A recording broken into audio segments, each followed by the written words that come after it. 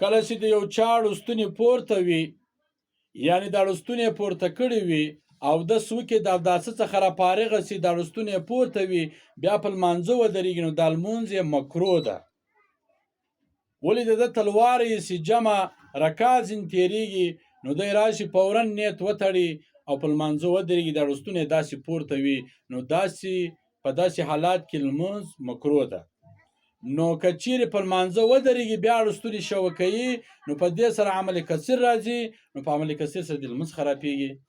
نو چې کله هم تا اودس وکړئ، د اوداسه څخه فارغه سوې، نو ړستونې دې کښته که، بیا ورسه لمونځ وکړه.